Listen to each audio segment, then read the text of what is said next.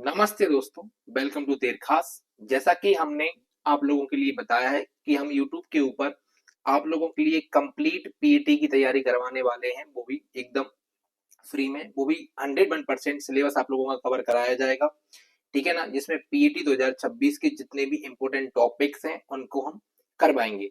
इसी सीरीज के अंदर आज हम आप लोगों के लिए लेके आए हैं परमाणु संरचना, जिसको हम एटॉमिक स्ट्रक्चर के नाम से जानते हैं, और ये केमिस्ट्री की बहुत इंपॉर्टेंट जो है टॉपिक होने वाला है। तो केमिस्ट्री का बहुत इंपॉर्टेंट टॉपिक है, इसलिए आप लोगों को एक पेन पेपर के साथ इसकी पूरी जो है नोट्स बनाने हैं और साथ में वीडियो को अच्छे तरीके से समझना है। ठीक है ना, तो ये बहुत इंपॉर्टेंट वीडियो है आप लोगों के लिए। यहाँ से आपको 3-4 क्वेश्चन देखने को मिलने वाले हैं पीईटी के एग्जाम में। सबसे पहले हम बात करेंगे एटम क्या होता है, यानी कि परमाणु क्या होता है उसके बारे में।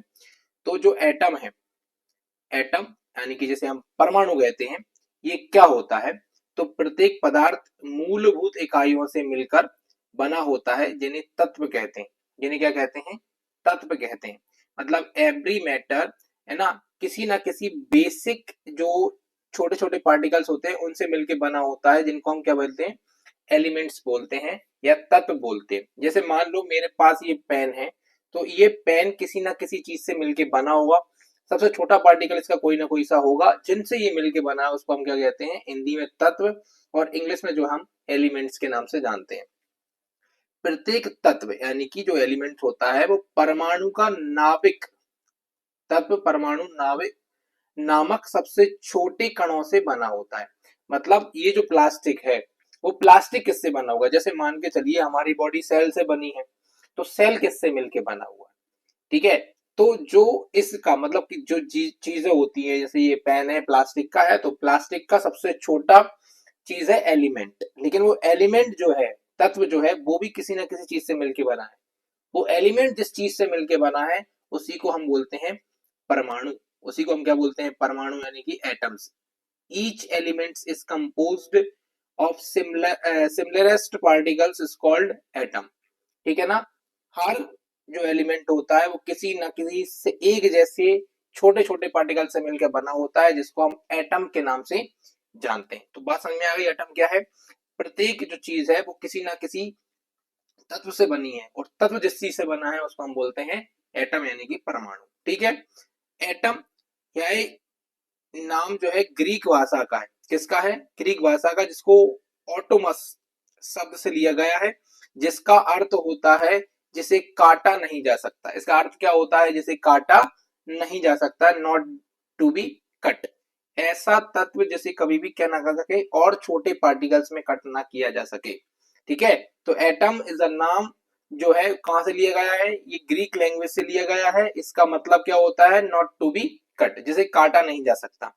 ठीक है, तो ये होता है हमारा एटम। यानी कि आपसे पूछेगा किसी भी चीज का सबसे छोटा पार्टिकल क्या होता है, तो एटम होता है। ठीक है, चलिए, तो अब एटम के बारे में हम और भी सारी चीजें जानने वाले हैं।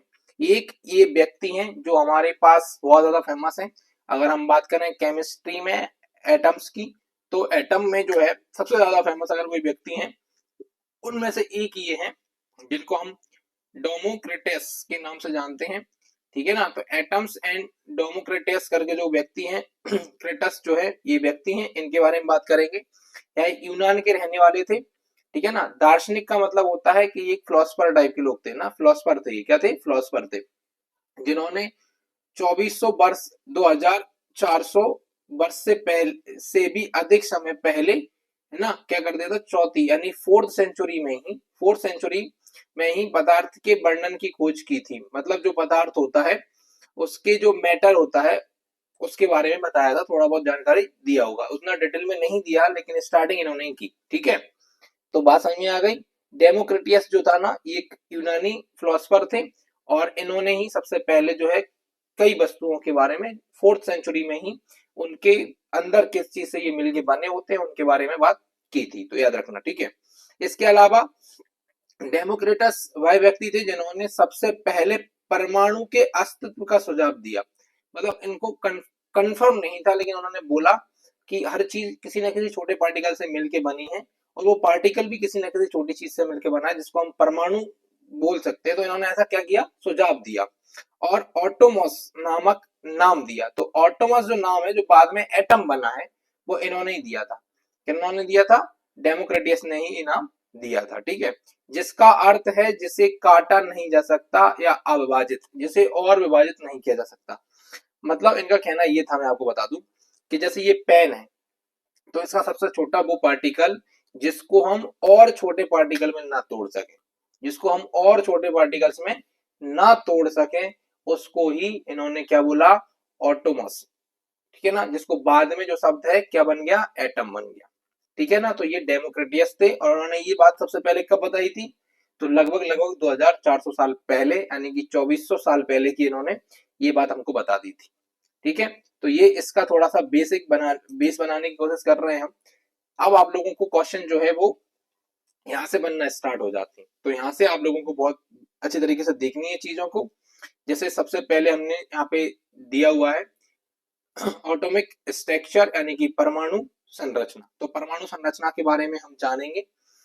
ठीक है, पहले थोड़ा सा पढ़ लेता हूं, फिर मैं हमको एक्सप्लेन करने वाला हूं। सबसे पहले जानते हैं कि परमाणु के केंद्र में धनात्मक आवेशित नाभिक होता है और उसके चारों ओर ऋणात्मक आवेशित इलेक्ट्रॉन घूमते रहते हैं, है ना। इसकी रेडियस जो है, रेडियस याद रखना, इसकी रेडियस जो है वो होती है -10⁻⁻10 मीटर। कितनी होती है? -10⁻⁻10 मीटर होती है। तो इन्होंने बोला जो एटम्स होते हैं उनके बीच में जो है ऐसा कंसीडर किया गया है कि पॉजिटिव चार्ज होता है ना। न्यूक्लियस में, न्यूक्लियस जो होता है ना, उसके अंदर कैसा होता है, पॉजिटिव चार्ज होता है। जबकि इसके चारों ओर जो होते हैं ना, वो इलेक्ट्रॉन्स घूम रहे होते हैं, वो भी नेगेटिव चार्ज के साथ। ठीक है ना, कैसे होते हैं, अराउंड में घूमते रहते हैं नेगेटिव चार्ज के साथ इलेक्ट्रॉन्स। इसके अलावा जो एटम होता है, एटम की रेडियस कितनी होती है, तो एटम की रेडियस होती है -10⁻⁻10 मीटर। इतनी छोटी रेडियस होती है एटम की। ठीक है, इसके अलावा हम बात करते हैं रेडियस ऑफ न्यूक्लियस। मतलब देखो, एटम की रेडियस इतनी है, तो इससे भी ज्यादा छोटा होता होगा न्यूक्लियस, क्योंकि इसके बीच में है। तो इसकी रेडियस होती है -10⁻⁻15 मीटर। ठीक है, नाभिक प्रोटॉन और न्यूट्रॉन से मिलकर बना होता है, जिन्हें न्यूक्लियन कहा जाता है। मतलब जो नाभिक होता है वो दो एलिमेंट से मिलकर बना होता है, जिनको हम न्यूक्लियन बोलते हैं कंबाइन में। और वैसे इनका नाम होता है प्रोटॉन और न्यूट्रॉन। मैं अभी एक चीज समझाने वाला हूं आपको स्ट्रक्चर से और डायग्राम के साथ, बस आप समझते रहिए, अभी बस सुनते रहिए, है ना। परमाणु का जो अधिकांश द्रव्यमान नाभिक के पास होता है, मतलब मोस्ट ऑफ द मास जो होता है ना एटम का, वो किसके पास होता है, वो न्यूक्लियस के पास होता है। वो किसके पास होता है? न्यूक्लियस के पास होता है। तो अभी हम बात कर रहे हैं एटॉमिक स्ट्रक्चर की। तो आपके सामने एक स्ट्रक्चर दिया हुआ है जो एटम का ही स्ट्रक्चर मान के चलिए आप। इसका जो बीच वाला पार्ट है ना, ये वाला, ये इसका न्यूक्लियस है। ये क्या है? इसका न्यूक्लियस। और न्यूक्लियस के अंदर दो चीजें होती हैं, प्रोटॉन होता है और न्यूट्रॉन होता है। प्रोटॉन जो होता है ये पॉजिटिव चार्ज होता है, न्यूट्रॉन जो होता है न्यूट्रल होता है, और जो इलेक्ट्रॉन होता है ये नेगेटिव चार्ज होता है। कैसा चार्ज होता है? नेगेटिव चार्ज होता है। तो आपसे पूछेगा कि नाभिक के न्यूक्लियस में कौन मौजूद होता है, तो प्रोटॉन और न्यूट्रॉन। और इन दोनों को जो है कंबाइंड भाषा में हम क्या बोलते हैं, इनको कंबाइंड भाषा में न्यूक्लियन बोलते हैं। क्या बोलते हैं? न्यूक्लियन। मतलब प्रोटॉन और न्यूट्रॉन को साथ में अगर कुछ बोलना होगा तो हम बोल देंगे न्यूक्लियन। ठीक है ना, जिसमें प्रोटॉन पॉजिटिव चार्ज है, न्यूट्रॉन जो होते हैं वो आपके जो है न्यूट्रल होते हैं, उनमें कोई भी चार्ज नहीं होता है। जबकि इलेक्ट्रॉन जो होते हैं इनमें नेगेटिव चार्ज होता है। ठीक है, इलेक्ट्रॉन जो होते हैं इसके सराउंडिंग चारों तरफ घूमते रहते हैं। ठीक है ना, चारों तरफ घूमते रहते हैं। जबकि इसके सेंटर में, है ना, न्यूक्लियस के पास में प्रोटॉन और न्यूट्रॉन होते हैं। अब बात करें इसकी, मतलब कि एक एटम की बात करें तो इसकी रेडियस कितनी होती है, तो इसकी रेडियस होती है 10⁻⁻10 मीटर। कितनी होती है? 10⁻⁻10 मीटर। अच्छा, आप लोगों से पूछेगा फिर इसके अंदर जो न्यूट्रॉन, इसका जो सेंटर पॉइंट होता है, न्यूट्रॉन जो होता है, मतलब न्यूक्लियस जो इसके अंदर पाए जाते हैं, प्रोटॉन इसके अंदर पाए जाते हैं, इनकी जो है ना सेंटर पॉइंट, यानी जिसे केंद्र बोलते हैं हम, उसकी रेडियस कितनी होती है, तो उसकी रेडियस होती है -10⁻15 डिग्री सेंटीमीटर जो है, मीटर। ठीक है ना, यानी कि -10⁻15 मीटर, 15 मीटर ये होती है केंद्र की रेडियस, त्रिज्या। ठीक है, तो ये बात समझ में आ गई। इसके बाद हम बात करते हैं, इन तीनों को याद रखना, प्रोटॉन, न्यूट्रॉन और इलेक्ट्रॉन, इन तीनों पे ही पूरा चैप्टर बेस्ड है। चलिए आगे चलते हैं भैया। तो सबसे पहले हम बात करते हैं कि एटम को रिप्रेजेंट कैसे किया जाता है, यानी कि एटम को दिखाया कैसे जाता है। तो रिप्रेजेंटेशन ऑफ एन एटम, तो एटम को कैसे रिप्रेजेंट करते हैं इसको समझना।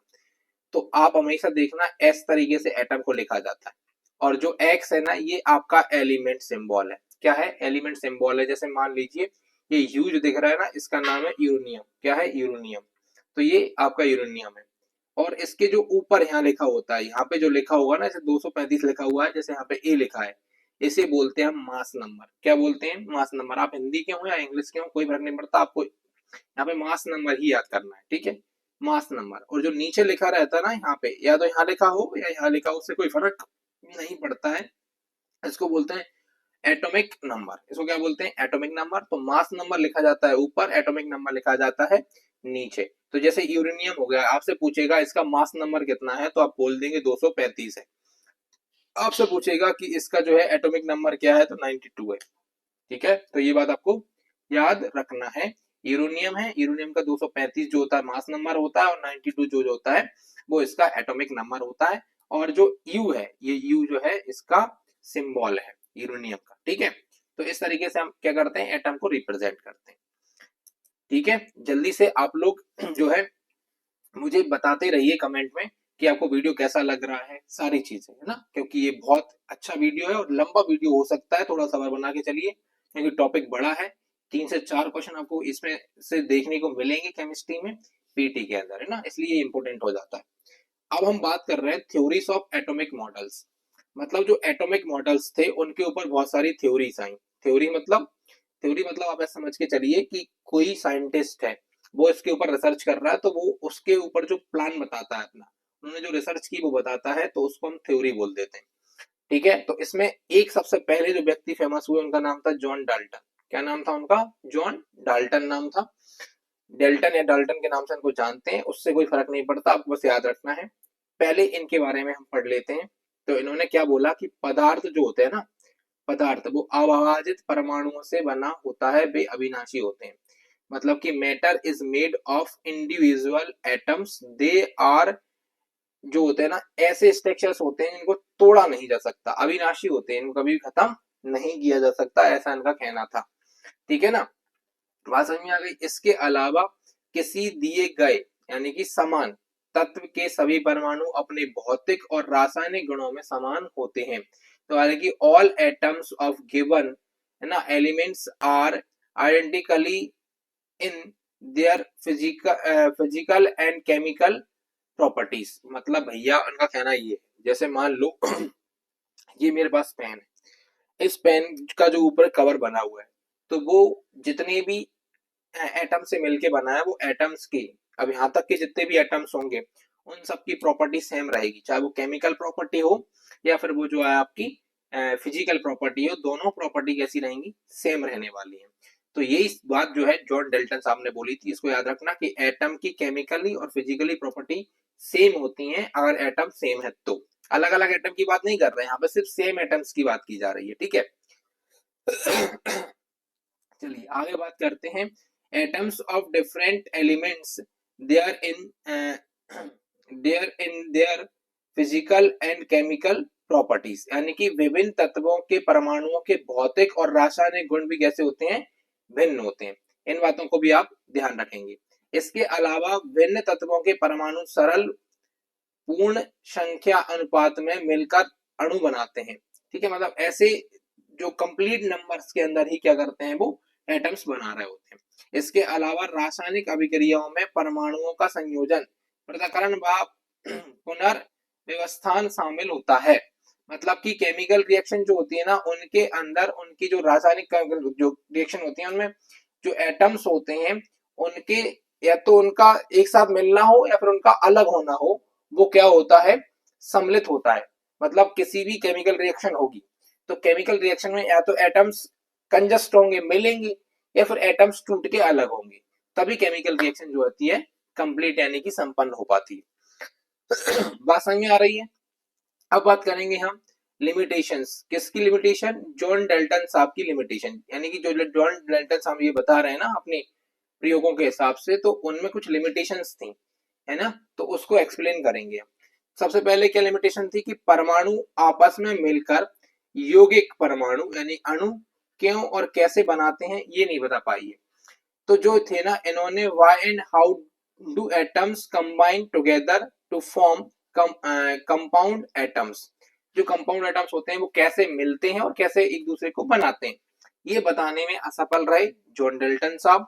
इसके अलावा जो यौगिक परमाणुओं में परमाणुओं को एक साथ बांधे रखने वाले बलों की प्रकृति, मतलब जो एटम को पकड़ के रखते हैं जिनको हम बॉन्ड्स बोलते हैं, उन बॉन्ड्स के नेचर को जो एक्सप्लेन नहीं कर पाए थे।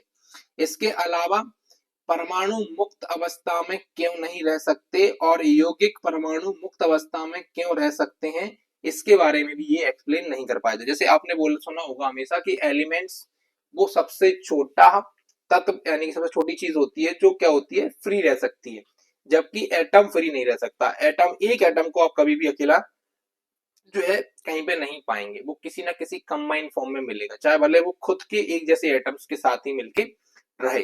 बात समझ में आ गई? तो ये भी नहीं बता पाया कि ऐसा क्यों है ना, तो ये इन्होंने बता नहीं पाया कि ऐसा क्यों है। तो ये आपके सामने थे जॉन डाल्टन साहब, इनके बारे में आपको याद रखना है, ठीक है। इसके अलावा मैं आपको बताने वाला हूं आगे, वो है आपके जे थॉमसन, ये बहुत इंपोर्टेंट है, ठीक है, ये क्या है, बहुत इंपोर्टेंट है, ठीक है। तो आपको यहाँ पे याद रखना है जे थॉमसन साहब के बारे में। जैसे हम बात करेंगे, इन्होंने एक मॉडल दिया था 1904 में, जिस मॉडल का नाम था plum pudding model. Plum pudding model मतलब थॉमसन का जो है मॉडल आपको याद रखना है, थॉमसन का परमाणु मॉडल इसे बोलते हैं। क्या बोलते हैं? थॉमसन का परमाणु मॉडल बोलते हैं। और इसका नाम पूछे तो आपको याद रखना है प्लम पुडिंग मॉडल। और ये आपके सामने दिए हुए हैं, ये थॉमसन साहब हैं और ये उनका मॉडल है। तो इसके बारे में मैं अभी बात करूंगा, ठीक है। उससे पहले आपको यहाँ पे जो लिखा हुआ है वो समझा देता हूँ। इन्होंने क्या बोला कि धनात्मक आवेशित पदार्थों के द्रव्यमान वाले परमाणुओं में ऋणात्मक कण समान रूप से बिखरे होते हैं।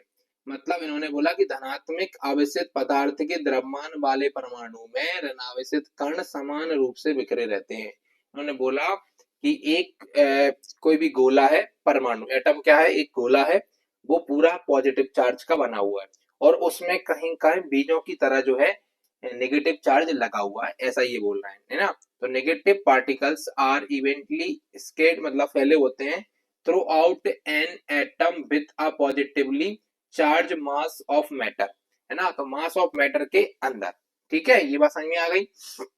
इसके अलावा इन्होंने बोला कि later proved to be incorrect, बाद में ये गलत साबित हुए। क्या होगा? ये बाद में गलत साबित हो गए। तो आपसे पूछेगा प्लम पुडिंग मॉडल किसने दिया था? तो जे थॉमसन साहब ने दिया था। बोले कब दिया था? तो 1904 में दिया था। मॉडल क्या था? तो इनका कहना ये था कि ये जो एटम है ना, ये तरबूज की तरह है, जैसे आपको दिख रहा है ना, ये तरबूज, ये तरबूज की तरह है ना। और इसमें जो नीला नीला हिस्सा दिख रहा है आपको, ये है आपका पॉजिटिव चार्ज, और जो नेगेटिव यानी कि जो जो बीजा दिख रहा है इसके अंदर बीच में लगे हुए दिख रहा है ना बीजे, ये है इलेक्ट्रॉन्स यानी कि नेगेटिव चार्ज। बात समझ में आ गई? तो ऐसा इन्होंने बोला था और उसका नाम था प्लम पुडिंग मॉडल। विदेशों में इसको प्लम पुडिंग मॉडल बोलते हैं, इंडिया के अंदर जो है ना, हमको तरबूज से जो है दिखते हैं, तरबूज की तरह इनको इस मॉडल को मानते हैं। इनकी लिमिटेशन क्या थी? तो यह रदरफोर्ड के प्रयोग द्वारा समझाई गई प्रकीर्णन प्रयोग के परिणाम की व्याख्या नहीं कर सका। मतलब इनका जो मॉडल था ना, वो रदरफोर्ड हम आगे पढ़ने वाले हैं, तो रदरफोर्ड ने गोल्ड के ऊपर एक्सपेरिमेंट किया था। उस एक्सपेरिमेंट को ना ये एक्सप्लेन नहीं कर पाया था इनका मॉडल, इसलिए इनको बाद में गलत साबित कर दिया गया। तो आपको याद रखना बस, प्लम पुडिंग मॉडल किसने दिया था? जे थॉमसन साहब ने दिया था, ठीक है ना। इसके अलावा ये जो है ना, इन्होंने क्या बोला था कि जो पूरा मास होता है वो पॉजिटिव होता है, इसके अलावा जो बीज लगे होते हैं वो जो होते हैं वो नेगेटिव चार्ज को दिखाते हैं, यानी कि इलेक्ट्रॉन को दिखाते हैं। इसके अलावा आपसे पूछेगा कि इलेक्ट्रॉन की खोज किसने करी? तो इलेक्ट्रॉन की खोज किसने करी, जल्दी से कमेंट के अंदर बताइए, फिर मैं आगे आप लोगों को बताने वाला हूँ, ठीक है। जल्दी से कमेंट में बताइए कि इलेक्ट्रॉन की खोज किसने करी। अब तो पहले से पढ़ के रखे होंगे ना ये। अब हम बात करेंगे थ्योरीज ऑफ जो है ना एटॉमिक मॉडल्स के अंदर रदरफोर्ड की थ्योरी की, किसके बारे में बात करेंगे? रदरफोर्ड मॉडल्स के बारे में बात करेंगे। ठीक है। तो रदरफोर्ड ने क्या किया, एक गोल्ड की पतली पन्नी ली, आपको दिख रही है ना ये वाली, और इसके ऊपर इन्होंने जो है रेस छोड़ी, और उसके बाद इन्होंने कुछ निष्कर्ष निकाल के दिए। तो पहले हम उनको पढ़ लेते हैं, फिर इनके मॉडल्स को देखेंगे। सबसे पहले देखो कि यदि प्रकाश किरण के मार्ग में एक पतली धातु की पन्नी रख दी जाए तो छवि धुंधली हो जाती है। तो छवि क्या हो जाती है, धुंधली हो जाती है। मतलब अगर आप देखें, है ना, कोई भी चीज है उसके रास्ते में अगर हम कोई किरण के मार्ग में क्या रख दें, पतली धातु की पन्नी रख दें, तो उसकी छवि कैसी हो जाती है, धुंधली हो जाती है। ऐसा ऐसा जो है पन्नी के परमाणुओं द्वारा अल्फा कणों के प्रकीर्णन के कारण होता है। ऐसा होता क्यों है, तो जो पन्नी होती है उसके परमाणु जो होते हैं वो अल्फा कणों के को प्रकीर्णित करते हैं। प्रकीर्णन का मतलब स्कैटरिंग करते हैं, है ना। This due to this scattering of alpha particles by the atom of the foil. जो पन्नी होती है उसके जो एटम्स होते हैं उनके द्वारा उन किरणों का क्या करा जाता है, स्कैटरिंग करी जाती है, इसलिए ऐसा होता है। इसके अलावा विभिन्न दिशाओं में बिखरे कणों की गणना जो है ना स्कैटरिंगलेशन, है ना, काउंटर द्वारा की जाती है। तो इस काउंटर का नाम रखना, नाम याद रखना, ठीक है। स्कैटरेट, है ना, स्कैटेशन काउंटर, इसके द्वारा क्या करी जाती है, इनकी काउंटिंग की जाती है कि कौन कौन सी रे कितनी कितनी तरफ गई हुई है। इसके अलावा यह पाया गया कि यद्यपि अधिकांश कण जो है लगभग 10 नहीं है, यहाँ पे 0 1 डिग्री है, कितना है 0, इसको हटा के लिखो 0 1 डिग्री या उससे कम कणों से प्रकीर्णित होते हैं। मतलब बहुत कम है, 0 1 डिग्री जो है ना वो स्कैटर्ड पार्टिकल्स थे, बाकी सब नॉर्मल पार्टिकल्स थे, है ना। इसके अलावा इस प्रयोग को रदरफोर्ड का अल्फा कण प्रकीर्णन प्रयोग कहा जाता है। कुछ नहीं है, मैं आपको बताता हूँ सिंपल भाषा में। क्या हुआ कि जो आप लोग यहाँ पे पीली पीली देख रहे हैं, ये है गोल्ड की फॉइल, है ना, गोल्ड की पन्नी है, और इसके ऊपर इन्होंने जो है अल्फा पार्टिकल्स छोड़े। अब अल्फा पार्टिकल्स छोड़े ना, तो इसके जो एटम्स थे उन्होंने इन अल्फा पार्टिकल के साथ रिएक्शन किया, है ना, जिस वजह से कुछ पार्टिकल्स पन्नी से निकल गए, कुछ इधर उधर बिखर गए और कुछ वापस आ गए। उसी हिसाब से रदरफोर्ड ने जो है बहुत सारी चीजें बताई। ठीक है, बात समझ में आ गई। तो ये था मॉडल रदरफोर्ड का, और उन्होंने किस के ऊपर अपना एक्सपेरिमेंट किया था, तो याद रखना गोल्ड की जो पतली पन्नी होती है उसके ऊपर इन्होंने एक्सपेरिमेंट किया था। अब मुझे बताओ रदरफोर्ड ने किसकी खोज करी थी, ये भी बताना बहुत जरूरी है। अब आपको ये बताना है कि रदरफोर्ड ने किसकी खोज करी थी, और मैं आपको बताने वाला हूँ रदरफोर्ड का जो है एक्सपेरिमेंट। ठीक है, जैसे आप यहाँ पे देख पा रहे हैं ये एटम का स्ट्रक्चर है। तो यहाँ पे उन्होंने दिया कि यदि बेर के अलवे का मंडल सही होता तो धातु की पन्नी के प्रयोग से जो परिणाम प्राप्त होते। ठीक है, कुल मिला के बात ये है कि जैसे आप देखोगे ये जो जो मॉडल है ये तो थॉमसन साहब का है, इसके अकॉर्डिंग तो ये सब निकल जा रहा है। लेकिन रदरफोर्ड साहब ने जब देखा तो उन्होंने देखा कि बीचों बीच से तो कुछ किरणें इधर उधर निकल गई, लेकिन मिडिल से यानी कि जो उसका सेंटर पॉइंट था वहां से डायरेक्ट किरणें नहीं निकली, या तो वो इधर उधर निकल गई या फिर वापस उसी डायरेक्शन में वापस आ गई। बात समझ में आ गई, या तो उधर इधर निकल गई या फिर इस तरफ वापस लौट के आ गई। ये बोला था रदरफोर्ड ने।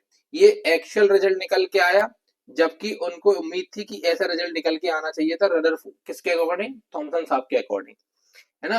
क्योंकि थॉमस साहब क्या बोलते थे कि ये जो दाने दिख रहे हैं ये नेगेटिव हैं और ये दिख रहा है वो पॉजिटिव है। जबकि आप देखोगे तो इसमें से क्या हुआ, ये इलेक्ट्रॉन्स आपको घूमते हुए नजर तो आ रहे हैं, तो यहाँ से निकल गए, लेकिन बीच में पॉजिटिव चार्ज है, तो पॉजिटिव चार्ज की वजह से वो चीजें निकल के नहीं जा सकी, यानी कि अल्फा पार्टिकल्स निकल के नहीं जा सके। तो ये एक्चुअल में रिजल्ट निकल के आया ये वाला। ठीक है, तो जो कंक्लूजन ऑफ रदरफोर्ड एक्सपेरिमेंट है वो क्या निकल के आता है कि भैया जो कंक्लूजन ऑफ एक्सपेरिमेंट होता है, मतलब एक्सपेरिमेंट था रदरफोर्ड साहब का, उनका ये निकल के आया कि परमाणु एक संपूर्ण धनात्मक आवेशित बहुत छोटे स्थान में केंद्रित होता है। मतलब जितना बड़ा जो एटम है, whole of the positive charge of atom must be, है ना, जो एक जगह पे कंडस्ट हो जाता है बीच में, वेरी स्मॉल स्पेस, वो भी बीच में बहुत छोटी जगह पे जाके क्या हो जाता है, इकट्ठा होता है। इसके अलावा atom is mostly hollow inside, मतलब एक अंदर से सब कैसा होता है, खोखला होता है। इन्होंने बोला कि जो होता है अंदर से खोखला होता है, खाली होता है। ये बात बिल्कुल सही भी है, क्योंकि पॉजिटिव चार्ज है बीच में, उसकी घनमन जो है नेगेटिव चार्ज घूम रहा है, तो बीच में बची हुई जगह तो खोखली है, खाली है, ठीक है, होलो है। अच्छा, अब देखिए, चूंकि अल्फा पार्टिकल जो होते हैं ना वो धनात्मक आवेशित होते हैं, इसलिए परमाणुओं का यह भाग जो उन्हें विक्षेपित करता है वह भी धनात्मक होना चाहिए। मतलब अब देखिए अल्फा पार्टिकल्स कैसे हैं, वो पॉजिटिव है, और आप लोग अच्छे तरीके से जानते हैं कि पॉजिटिव चार्ज और पॉजिटिव चार्ज एक दूसरे को क्या करते हैं, रिपल करते हैं, और नेगेटिव चार्ज और पॉजिटिव चार्ज एक दूसरे को क्या करते हैं, अट्रैक्ट करते हैं। तो अगर बीच से पार्टिकल लौट के गए थे, इधर उधर भागे थे, तो उसका कारण क्या था कि बीच में पॉजिटिव चार्ज होना चाहिए, इसलिए उन्होंने बोला कि बीच में पॉजिटिव चार्ज है। और जो साइडों से था वो निकल के उस तरफ नहीं जा पाया, तो बीच में नेगेटिव चार्ज हो गया, और जहां से निकल के उस तरफ चला गया वहां पे खाली था। ऐसा उन्होंने रदरफोर्ड साहब ने बोला था। इसके अलावा यह देखो, परमाणु का अधिकांश द्रव्यमान नाभिक में के केंद्र में केंद्रित होता है। ये बात हम पहले भी याद कर चुके हैं, और एक नंबर में आपको याद रखना है कि नाभिक का मोस्ट ऑफ द जो मास होता है वो कहाँ होता है, तो वो सेंटर में होता है। इस बात को ध्यान रखना है आप लोगों को। इसके अलावा मैं आपसे बात करता हूं, इस मॉडल में परमाणु का द्रव्यमान, इसके इलेक्ट्रॉन के द्रव्यमान को छोड़ दिया जाए तो, और उसका संपूर्ण धनात्मक आवेश परमाणु के केंद्र में 10⁻⁻15 मीटर त्रिज्या वाले नाभिक के केंद्र में होता है। ठीक है ना। इसकी आपको पता ही है, नाभिक का जो है ना न्यूक्लियस, उसका रेडियस कितना होता है, 10⁻15 डिग्री, और इसके अलावा उसके जो टोटल एटम होता है उसका रेडियस कितना होता है, तो 10⁻10। ठीक है ना, ये याद रखना है। इलेक्ट्रॉन का जो इलेक्ट्रॉन का भी याद रखिए, इलेक्ट्रॉन का कितना होता है, 10⁻10 मीटर त्रिज्या वाले एक खोखले गोले में नाभिक के चारों ओर वितरित होते हैं। तो इलेक्ट्रॉन्स कहाँ होते हैं, उसके गणवन होते हैं, साइड में होते हैं, किनारे पे। ठीक है, चलिए कंक्लूजन निकल गया। अब हम बात करते हैं रदरफोर्ड मॉडल्स के दोष के बारे में, कि भैया रदरफोर्ड मॉडल तो था, इतना अच्छा था, तो उसमें कोई कमी नहीं थी क्या, तो उसके अंदर भी बहुत सारी कमियां थी, वो भी बहुत सारी चीजों को एक्सप्लेन नहीं कर पाए थे। तो बात करेंगे किन चीजों को एक्सप्लेन नहीं कर पाए। जैसे नाभिक के चारों ओर घूमने वाले इलेक्ट्रॉन में अभिकेंद्रण त्वरण होता है। मतलब कि जो इलेक्ट्रॉन्स होते हैं जो रिवोल्टिंग करते हैं, घूमते रहते हैं ना around the nucleus, have centripetal acceleration, उनके अंदर जो सेंट्रीपेटल एक्सीलरेशन होता है ये शायद वो बता नहीं पाया, जो भी होगा। इसके अलावा जो विद्युत गतिकी के अनुसार त्वरित अवशोषित कण जो होते हैं विद्युत चुंबकीय तरंगों के रूप में ऊर्जा विकृत करते रहते हैं। मतलब अकॉर्डिंग टू जो विद्युत अवशोषित कण है उनके रूप में जो है ना ऊर्जा क्या होती है, निकलती रहती है, विकृत होती रहती है। ठीक है, इसके अलावा अंतःघूर्णनशील इलेक्ट्रॉन्स द्वारा विद्युत चुंबकीय तरंगों का निरंतर विकिरण होना चाहिए। ऐसा इन्होंने बोला है कि अगर वो घूम रहे हैं तो चुंबकीय जो किरणें होंगी उनको निरंतर क्या होना चाहिए, विकिरण होना चाहिए। कंटिन्यूअसली ना radiated by the revolving electrons, किनके द्वारा, जो घूमने वाले इलेक्ट्रॉन्स हैं उनके द्वारा। ठीक है, इसके अलावा रदरफोर्ड जो मॉडल था ना वो लाइन स्पेक्ट्रम की व्याख्या करने में भी विफल रहा। जो लाइन स्पेक्ट्रम होता ना उनको भी ये एक्सप्लेन नहीं कर पाए थे। तो ये लिमिटेशंस, इनको हम दोष भी बोल सकते हैं, ये थे रदरफोर्ड मॉडल्स के। और रदरफोर्ड मॉडल काफी इंपॉर्टेंट है, तो इसको भी आपको ध्यान रखना है। केमिस्ट्री में ये बहुत ज्यादा टफ चैप्टर माना जाता है, तो अगर आपको एक बार में समझ में नहीं आता तो उसको बार बार देखना, एक दो बार देखेंगे तो आप लोगों को चीजें समझ में आने लगेंगी। सबर बना के चलिए, शांति से बैठ कर देखिए, पहले तो सबसे जरूरी हो जाता है कि देखें। कई बार क्या होता है, हमको समझ में नहीं आती चीजें तो हम छोड़ के भाग जाते हैं, ये भी बहुत बेकार हो जाता है। आप लोगों का प्रभु चैप्टर कभी भी आपको समझ में नहीं आएगा। आप पहले तो कोशिश करें कि उसको एक बार देखें, क्योंकि आप लोगों का बेसिक बहुत क्लियर नहीं है। आप लोग 9th 10th क्लासेस जो थी ना, 11th 12th क्लासेस थी, बहुत बेकार तरीके से पढ़ के आए, इसलिए आपका बेसिक जो है बहुत खराब है, इसलिए आपको पता ही नहीं है बहुत सारी चीजों के बारे में। जब तक आप उन चीजों के बारे में पता नहीं करेंगे आपको चीजें समझ में नहीं आएंगी। इसी जो हमारी सीरीज है उसके अंदर एटॉमिक मॉडल्स में अगला मॉडल जो है वो है भैया नील्स बोर का मॉडल। किसका है, नील बोर का मॉडल है, जिसे हम बोर मॉडल के नाम से भी जानते हैं, बोर थ्योरी के नाम से भी जानते हैं। नील डेविड बोर जो थे ना, बोर जो थे वो एक डेनिश फिजिक्स के साइंटिस्ट थे, जिन्होंने परमाणु संरचना का बोर मॉडल विकसित किया था, जिनमें उन्होंने नाभिक के चारों इलेक्ट्रॉन की परिक्रमा के सिद्धांत को प्रस्तुत किया था कि इलेक्ट्रॉन्स किस तरीके से घूमते रहते हैं। इसके अलावा इन्होंने बताया था कि जो स्थिर वृत्ताकार कक्षाएं हैं, इलेक्ट्रॉन्स नाभिक के चारों ओर जो है संकृत वृत्ताकार कक्षाओं में घूमते हैं। ऐसा इन्होंने बोला था कि जो इलेक्ट्रॉन्स होते हैं, the electrons move around the nucleus in the जो सर्कुलर ऑर्बिट होती है उनके अंदर, ऑर्बिट्स के अंदर। इसके अलावा इन्होंने बताया था कि स्थिर कक्षाओं में परिक्रमा करते समय इलेक्ट्रॉन्स कक्षा के केंद्र की ओर त्वरित होने के बावजूद ऊर्जा का विकिरण नहीं करते हैं। क्या नहीं करते हैं? ऊर्जा का विकिरण नहीं करते हैं। ठीक है, मतलब इतने बार जो है इलेक्ट्रॉन्स घूमते रहते हैं। अब कोई भी चीज घूमती है तो हमने ऐसा अधिकतर देखा है साइंस के अंदर कि जब भी कोई चीज घूमती है तो उनमें से क्या होने लगता है? एनर्जी रिलीज होने लगती है। लेकिन न्यूक्लियस इतना घूमने के बाद भी एनर्जी रिलीज नहीं करते हैं, ऐसा इन्होंने बोला था। इसके अलावा प्रत्येक स्थिर कक्षा एक निश्चित मात्रा में ऊर्जा से जुड़ी होती है जिसे स्थिर ऊर्जा कहा जाता है। मतलब जो है न्यूक्लियस के अंदर जो इलेक्ट्रॉन कनेक्ट हैं वो एक निश्चित एनर्जी पर ही कनेक्ट हैं, जिसको हम स्थिर ऊर्जा के नाम से जानते हैं।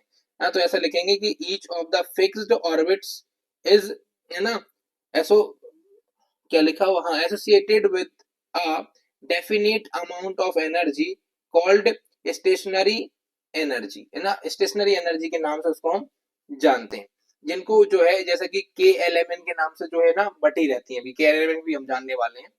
तो इलेक्ट्रॉन का एक ऊर्जा स्तर दूसरे ऊर्जा स्तर पर जाना क्या कहलाता है? ग्राउंड स्टेज या उत्तेजित स्टेज के नाम से जाना जाता है, यानी कि ग्राउंड स्टेट के नाम से जानते हैं। आपसे पूछेगा ग्राउंड स्टेज या स्टेट्स क्या होता है? तो जब एक इलेक्ट्रॉन पावर लेके या पावर छोड़ के अगले ऑर्बिट के अंदर जाता है तो उसको हम ग्राउंड स्टेट बोलते हैं। ठीक है, चलिए आगे बात करते हैं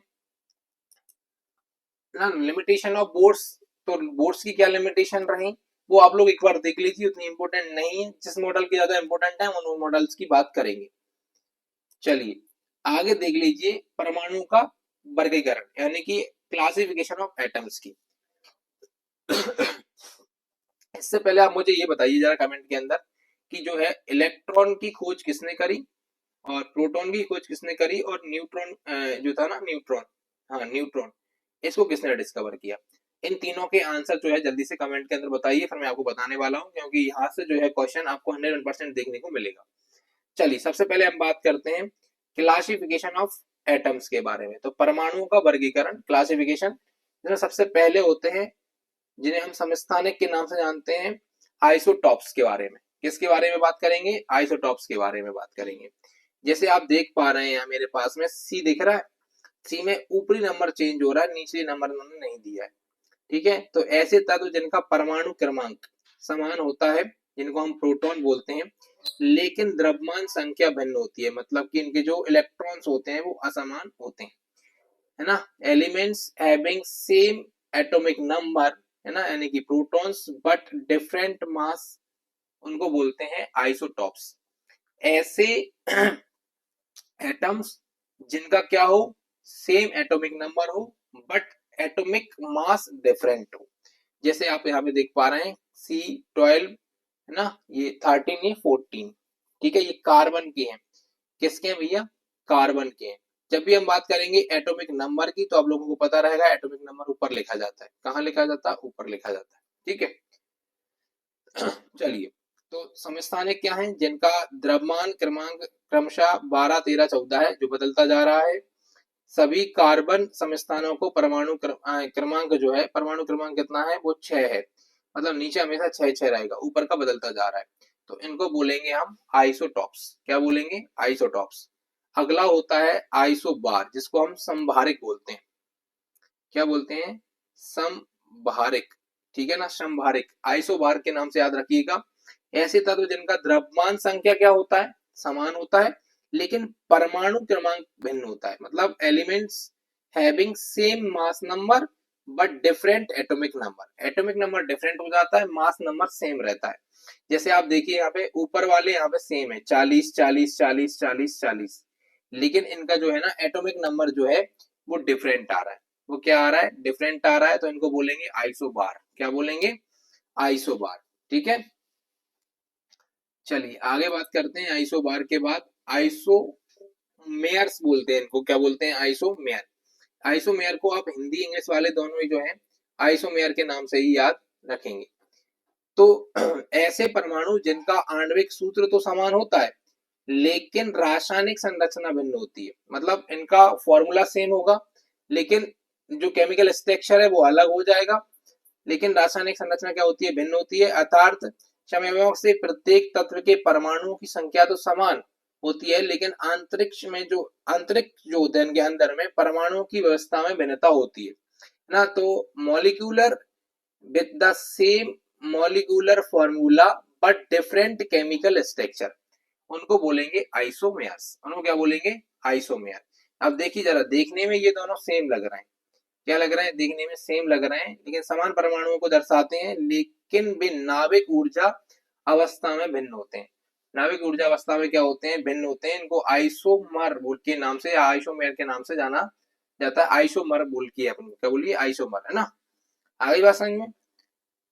चलिए, आइसोमर के बाद अगर हम बात करें, इसके अलावा एक और था, शायद हम देख नहीं पाए। हाँ, ये है, देखिए जरा, ये दिख रहा है, इनको बोलते हैं आइसोटॉन्स। क्या बोलते हैं? आइसोटॉन्स, जिनमें क्या होता है? ऐसे न्यूक्लियेट जिनका न्यूट्रॉन संख्या n बिल्कुल समान हो, लेकिन प्रोटॉन संख्या z क्या हो? भिन्न हो। मतलब जो न्यूक्लियस नंबर होता है इनका, न्यूट्रॉन्स नंबर होता है वो तो सेम होता है, बट प्रोटॉन नंबर्स क्या होता है? अलग अलग होता है। उनको आइसोटॉन्स के नाम से जाना जाता है। जैसे कि बोरॉन है, उसमें 12 है, कार्बन में 13 है, ठीक है ना। न्यूक्लियोइड्स पाए जाते हैं, याद रखना। और बोथ कंटेंट न्यूट्रॉन्स कितने होते हैं इनमें? दोनों में 7 न्यूट्रॉन्स पाए जाते हैं। मतलब n नंबर सेम है, लेकिन z नंबर क्या हो रहा है? इनका डिफरेंट होता जा रहा है। यहाँ पे जो है इनकी स्टेबिलिटी से हमको लेना देना नहीं है, यहाँ से क्वेश्चन हमको नहीं पूछा जाता है। ठीक है ना, इनके उससे हमसे कोई भी बात नहीं पूछी जाती, इसको भी छोड़ दीजिए अब। हम बात करेंगे बंधन ऊर्जा की, नहीं, इसका फॉर्मूला E बराबर mc स्क्वायर वाला जो है ना, वो हम थोड़ा सा देख लेते हैं। जैसे यहाँ पे दिया हुआ है ना, यहाँ पे दिया है बंधन ऊर्जा की गणना सूत्र E बराबर mc स्क्वायर द्वारा की जाती है। तो याद रखना, bending energy can be calculate by the formula E बराबर mc स्क्वायर। ये बहुत ज्यादा फेमस जो है फॉर्मूला है, वो भी आइंस्टीन का। किसका है? Einstein principle of equivalence of mass and energy relation. मतलब एनर्जी और मास के बीच में जो रिलेशन दिखाता है, वो फॉर्मूला है E बराबर mc स्क्वायर। क्या है? E बराबर mc स्क्वायर है। और यहाँ पे जो आपकी C है वो स्पीड ऑफ लाइट है, ठीक है। M जो है वो मास है, और E जो है वो एनर्जी है, ठीक है ना। इन तीनों के बीच में रिलेशन दिखाता है। तो इसी के द्वारा जो है हम क्या करते हैं, जो बेंडिंग एनर्जी होती है उसको कैलकुलेट किया जाता है। जैसे एग्जांपल के लिए इन्होंने दिया है कि if a mass of 1 kg is convert into energy. कोई मास है 1 किलो, उसको एनर्जी में कन्वर्ट करना है, तो उससे एनर्जी कितनी आएगी? तो मास है 1 kg, स्पीड ऑफ लाइट कितनी है? 3 into 10 the power 8 metre per second होती है। सबको याद है, लाइट वाले चैप्टर में पढ़ाया था। इसके अलावा E कितना है? 1 kg into 3 into 10 the power 8 metre per second से, और उसके होल स्क्वायर से क्या करेंगे? गुणा करेंगे। तो यहाँ पे एनर्जी निकल के आएगी 9 इंटू 10 दी पावर 16 जूल, ठीक है ना। तो ऐसे मास से एनर्जी में कन्वर्ट होते हैं। यहाँ पे मेन चीज याद रखना, स्पीड ऑफ लाइट रखी जाती है C। C कौन है? यहाँ पे स्पीड ऑफ लाइट है। तो कई बार आपसे पूछ लेता है E बराबर mc स्क्वायर में E कौन है? तो E कौन है? एनर्जी है। M कौन है? मास है। C कौन है? स्पीड ऑफ लाइट है। और ये किसके बीच में रिलेशन दिखाता है? तो ये एनर्जी और मास के बीच में रिलेशन दिखाता है, ठीक है। जैसे यहाँ पे इन्होंने एक क्वेश्चन और दे दिया है, ठीक है, ये वाला याद रखना है इन चीजों को आप लोग। अब बात करेंगे atomic mass and energy units के ऊपर। एनर्जी यूनिट्स और एटॉमिक मास के ऊपर बात करेंगे। तो परमाणुओं और परमाणु कणों के द्रव्यमान को सुविधा के लिए AMU एम के रूप में व्यक्त किया जाता है, या जैसे ओम के नाम से, एम के नाम से बोलते हैं, वो आप याद रखना, उसके नाम से जो है इसको रिलेट किया जाता है। तो इसको याद रखिए, किस में डिनोट करते हैं हम? AMU के नाम से जो है डिनोट किया जाता है, ये इसकी यूनिट होती है। और ये कितने क्या के बराबर होता है? दिया हुआ ना, mass expect the term AM now is the atomic mass of atomic weight. इनके बारे में दिखाते हैं, वो यहाँ पे छोड़ दीजिए, वो आपके काम का नहीं है। ये इंपॉर्टेंट है, चार्ज ऑफ मास ऑफ सब एटॉमिक पार्टिकल्स। जो सब एटॉमिक पार्टिकल्स होते हैं, मतलब कि प्रोटॉन, न्यूट्रॉन और इलेक्ट्रॉन होता है, उनके ऊपर कितना जो है चार्ज ऑफ पार्टिकल्स होते हैं, मास ऑफ पार्टिकल्स होता है, उनको याद रखना है। तो प्रोटॉन का जो है चार्ज ऑफ पार्टिकल कितना होता है? 1.60276 इंटू 10 दी पावर -19 कूलॉम के बराबर होता है। और मास ऑफ पार्टिकल्स कितना होता है? तो 1.00727 AMU के बराबर होता है। न्यूट्रॉन में इलेक्ट्रिकल न्यूट्रल होता है, मतलब ये न्यूट्रल रहेगा, चार्ज इस पे नहीं होता, कोई भी चार्ज नहीं होता है। लेकिन इसका जो है मास ऑफ पार्टिकल्स होता है, कितना होता है, 1.00866 AMU के बराबर होता है। इलेक्ट्रॉन जो होता है वो पता है इस पे नेगेटिव चार्ज होगा तो 1.602176 इंटू 10⁻⁻19 कूलॉम के बराबर होता है। और इसका जो है मास कितना होता है तो 0.00548 AMU के बराबर, AMU के बराबर होता है। नंबर ऑफ प्रोटॉन्स जो होते हैं वो नंबर ऑफ न्यूट्रॉन्स के बराबर होते हैं, ये बात हमेशा याद रखना। किसी भी एटम के अंदर जितने प्रोटॉन होते हैं उतने ही न्यूट्रॉन होते हैं, जितने प्रोटॉन होते हैं उतने ही क्या होते हैं, न्यूट्रॉन होते हैं। और अब इनका जो है मास भी देखेंगे ना लगभग लगभग सेम होता है।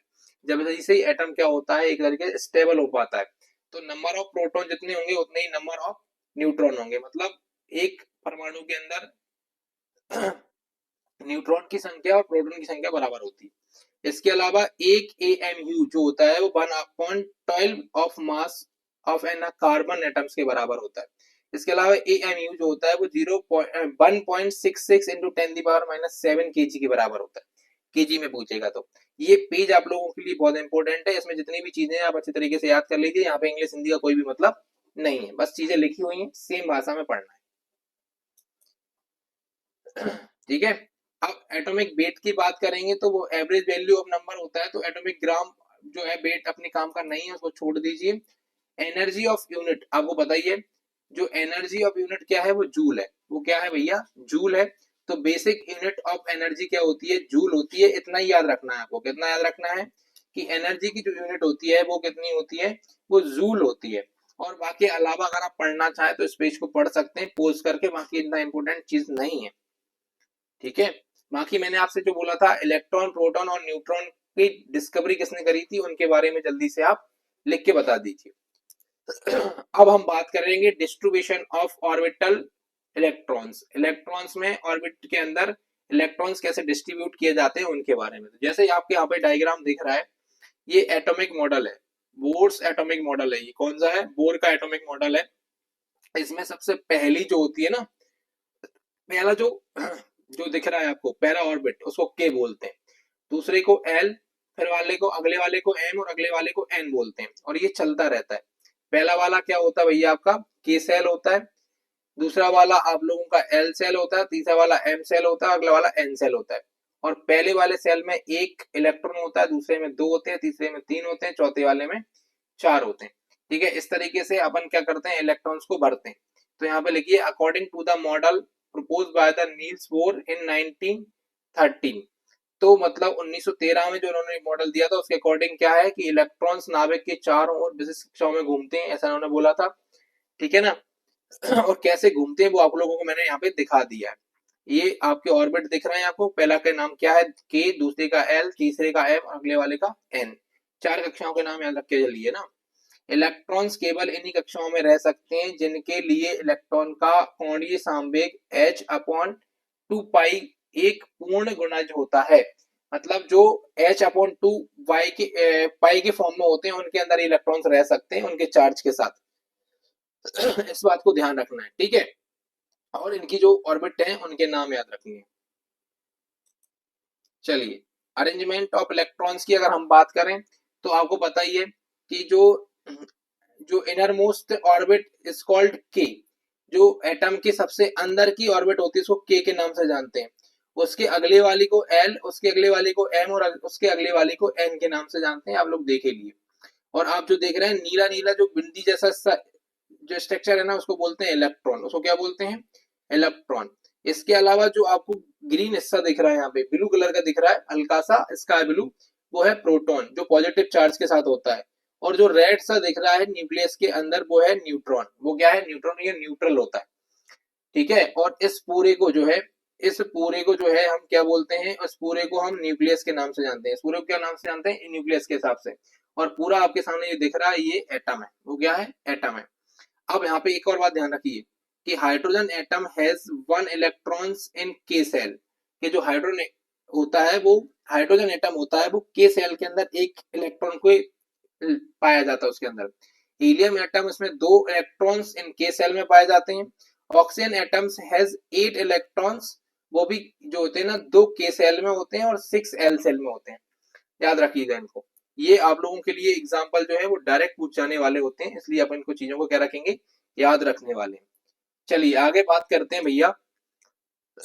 तो आपको दिख लिया है न्यूक्लियर फोर्स जो देख रहा है ना, न्यूक्लियर फोर्स हमारे काम का है नहीं, फिर भी हल्का सा देख लीजिए कि जो न्यूक्लियस पे लगने वाला फोर्स होता है तो न्यूक्लियस फोर्स के नाम से जानते हैं।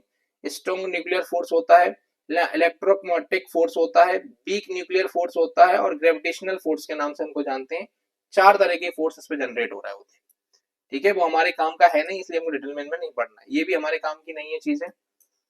ठीक है, न्यूक्लियर एनर्जी लेवल्स ये भी हमारे काम की नहीं है, इतना डीप नहीं आता है। तो आप लोगों को अगर हम बोलें तो ये हमारा चैप्टर कंप्लीट हो चुका है। तो वहां पे हम जो है इलेक्ट्रॉन है ना, प्रोटॉन, इसके अलावा न्यूट्रॉन, इसके बारे में थोड़ा सा जान लेते हैं। आपको मैं बता देता हूं कि एक ट्रिक हमेशा याद रखिए, ईट, आप हिंदी मीडियम के इंग्लिश मीडियम कोई फर्क नहीं पड़ता, इसको याद रखना। ईट क्या रखेंगे, ईट पर नाच, क्या रखेंगे, ईट पर नाच। अब ध्यान सुनना, ईट से कौन है, इलेक्ट्रॉन, कौन है, इलेक्ट्रॉन। और टा, टा से कौन है, थॉमसन। तो इलेक्ट्रॉन्स की डिस्कवरी करी थी थॉमसन साहब ने, किसने करी थी, थॉमसन ने। पर पी से क्या है, प्रोटॉन, रा से कौन है, रदरफोर्ड, तो इसकी डिस्कवरी करी थी रदरफोर्ड ने। लेकिन मेरी बात ध्यान से सुनना, रदरफोर्ड के साथ यहाँ पे एक और नाम याद रख के चलिए, चैडविक। क्या नाम याद रख के चलिए, चैडविक। कैसे, पिछली बार 2025 या 24 में एक क्वेश्चन आया था कि जो है प्रोटॉन को किसने डिस्कवर किया, तो उसमें रदरफोर्ड को सही नहीं माना गया, उसमें चैडविक साहब को सही माना गया था अकॉर्डिंग टू ईएसबी। तो आपको चैडविक अगर ऑप्शन में रहता है तो आपको चैडविक लगा के आना है कि रदर जो प्रोटॉन होता है तो किसने डिस्कवर किया था, तो चैडविक ने डिस्कवर किया था, ऐसा आप लोग लगा के आएंगे। और इसके अलावा न्यूट्रॉन है ना, नाच, चा से कौन है भैया यहाँ पे, नाच, यहाँ पे चैडविक लगा के आएंगे। ठीक है, तो ईट पर नाच, इलेक्ट्रॉन को थॉमसन साहब ने खोजा, प्रोटॉन को रदरफोर्ड और चैडविक ने खोजा, नाच से जो है आपको पता ही है चैट जो होता है उन्होंने खोजा था। ठीक है, इनको आपको अच्छे तरीके से याद रख लेना है, और जो चीजें मैंने आपको बताई हैं उनको बार बार रिवाइज करिए, वीडियो को एक दो बार देखिए, जैसे चीजें समझ में आएंगी। केमिस्ट्री में चीजें थोड़ी टफ हैं वहां की सब्जेक्ट के अकॉर्डिंग, लेकिन हमको थोड़ा सा उसको भी पढ़ना पड़ेगा। ठीक है, बाकी सारे सब्जेक्ट के सारे टॉपिक जो है उनकी वीडियो हम आपको देते रहेंगे, लेकिन आप लोगों का रिस्पॉन्स जो है उतना आना चाहिए था, उतना नहीं आ रहा है पीएटी एग्जाम के अकॉर्डिंग। तो कोशिश करिए वीडियो ज्यादा ज्यादा शेयर करें, इसलिए ज्यादा से ज्यादा हमारे जो दोस्तों के, हमारे जो स्टूडेंट्स हैं उन तक पहुंच सके वीडियो। इस तरीके से हमेशा आप याद रखिए कि कंपटीशन इस तरीके से नहीं बढ़ता है। कंपटीशन आपको ऐसा समझना नहीं है, कंपटीशन आप लोग अभी समझते नहीं है, अभी आप जस्ट 12th पास आउट करके आए, थोड़े दिनों के बाद आप समझेंगे, जब आपको समझ में आएगा कंपटीशन कैसे बढ़ता है। कंपटीशन आपके शेयर करने से, आपके दोस्त तक पहुंचा देने से कंपटीशन नहीं है, आपका दोस्त से कंपटीशन है ही नहीं ना, आपका तो किसी और बच्चे से कंपटीशन है, तो आप तो खुद से कंपटीशन करके चलिए यहाँ पे, क्योंकि आपको तो ये मान के चलिए कि आपको यहाँ पे 130 नंबर का टारगेट लेके चलना है पीएटी में, लेकिन इस बार कट ऑफ कम होगा क्योंकि माइनस मार्किंग हुई है, तो आप 120 का कट ऑफ भी लेके चलेंगे, कट ऑफ तो और भी कम जाएगा, लेकिन 120 आप टारगेट लेके चले, 90-100 में ही हो जाएगा सिलेक्शन तो। लेकिन अगर आप 120 भी लेके चलते हैं तब भी आपको ये मान के चलना है कि मुझे कैसे करके 120 पे पहुंचना है, आपको किसी दोस्त से, किसी और से कंपटीशन नहीं लगाना है। अगर आप इतने नंबर लेके आते हैं तो आपको अपना जो है टॉप कॉलेज मिल जाएगा, दूसरों से कंपटीशन करना ही नहीं है यहाँ पे आपको, समझ गए। तो जब तक हम नेक्स्ट वीडियो में मिलते हैं तब तक आप इस वीडियो को अच्छे तरीके से नोट्स बना लेना, बार बार देख लेना और नोट्स बनाते रहना उनको। ठीक है, अच्छे से नोट्स बना लीजिए और बार बार पढ़िए, आपको चीजें समझ में आ जाएंगी। ठीक है, पढ़िए, मस्त रहिए।